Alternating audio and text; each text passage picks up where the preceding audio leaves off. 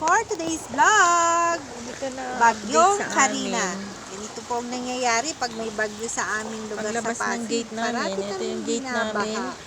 Ay, nako. Yan na, makikita nyo na yung tubig. Taas na. Hanggang ano na, kalahati na ng binti.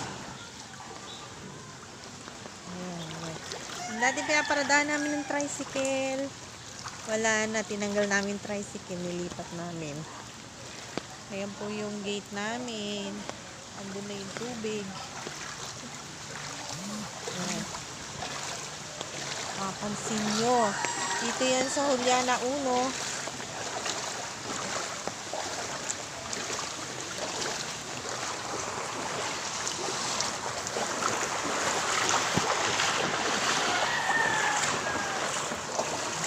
Ito po ang kalagayan namin dito ngayon sa Pasig, Juliana 1. Kahit saan kalsada, makikita nyo ang baha. Dire-diretso po yung patlabas ng countryside. Kalahati po ng binti.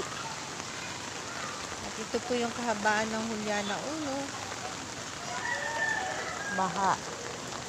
Yan.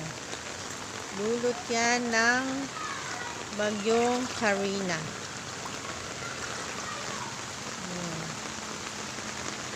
Wala na. Yung tricycle namin dun nakaparada. Yan, may bakanting lote dyan. Pinasok namin dun. Malayo-layo pa naman siya. Hindi namin alam kung hanggang hapon pa to o hanggang kinabukasan pa tong ulan na to. Dahil kasi puno na ang Marikina.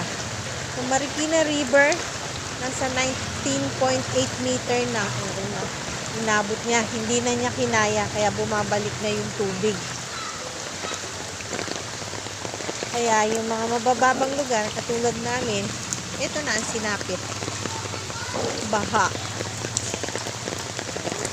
Talagang ganito ang buhay dito sa Manila. Ito yung mga ka-chikiting. Oh. Say hello!